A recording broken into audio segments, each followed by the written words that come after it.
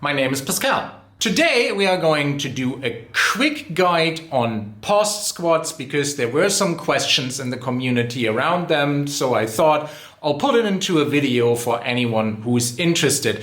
If you want to know more about my training, please follow the playlist Training for the Jersey here on my YouTube channel and just put all of your questions in there regarding powerlifting or getting more muscle, and then I will turn those questions into videos. So first thing to address about post squats is why would you do them at all and what are the benefits of them.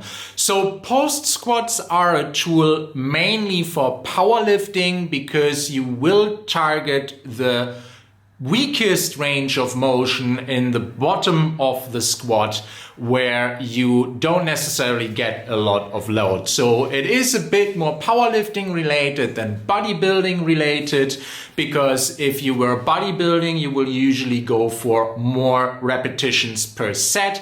So you don't really have that problem of the weakest link of the movement at the bottom of the squat, because it is more about muscle fatigue and it is more about breathing for these monster sets of 10 or 15 or 8 plus, depending on the weight. So the post squats are more for overtraining the range of motion with under load that usually doesn't really get targeted that much for powerlifting, but is the main bottleneck in powerlifting when you're failing on a 1 repetition max. Next question to tackle is when to pause in a post squat, and that depends on whether you want to do an active or a passive post squat. Generally, you are pausing at the lowest point of the squat, so just when you're about to get back up again and initiate the push through the legs and through the back to get to full extension again. Now, what is the difference between an active and a passive pause? So an active pause is when you keep full body tension and then stay there until you initiate the push up. This is usually recommended when you're actually going for a pause that will benefit you for speed out of the hole. So that is also generally the better one for training for power and for having any kind of carryover for muscle building and for tension. So I would recommend doing more active than passive post squats.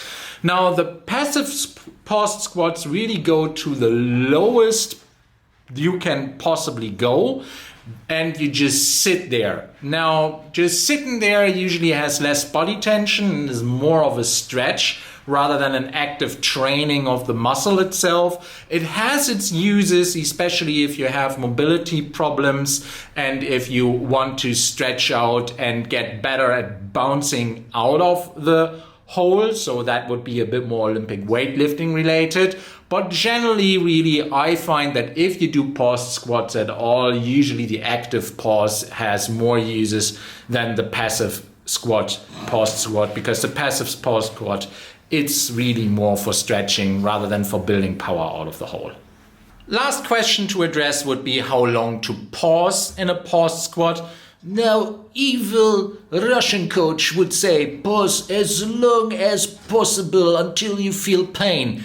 But that is not really that measurable, although there is definitely a lot of truth to that. If you really want the maximum gains, pause as long as you possibly can all of the time.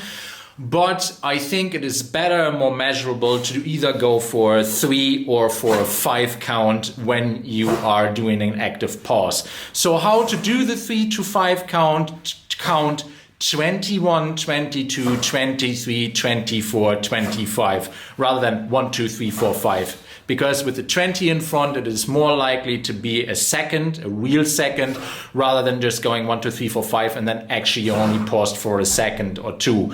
Now with the 3 and 5 seconds, you can play around with it a little. So if you continuously want to improve at post squats, it is more about how long you stay at the bottom rather than only adding weight to the bar. So how I like to do things is, if I have 2 cycles of pause squats for a month, I first like to do a 3-second pause, then go up in weight, let's say from 100 to 120 kg. And then I do the same cycle for a month again with the same weights, but I increase to a 5-second pause. Because the training effect you want to get out of this is that you are actually getting stronger in the weakest part of the motion. So it's more about staying in the weakest part of the motion for a longer time rather than adding a max amount of weight to it. Of course, it also plays to it, but that is not the main goal of the pause squats. So play around with 3 and 5 seconds of pauses and then adding weight continuously to your pause squats. To conclude on pause squats, they are a great tool for building strength in the weakest part of the squat. They are mainly targeted for powerlifting purposes rather than bodybuilding purposes. Play around with 3 to 5 second pauses and use a load that is about 10 to 20% less from what you usually would do for the same amount of repetitions for the squat. Thanks for watching. Please like, subscribe and tell your friends about my channel. And if you have any questions, please pop them in the comment section below. Otherwise, have a very nice day and I hope to see you soon. Bye bye.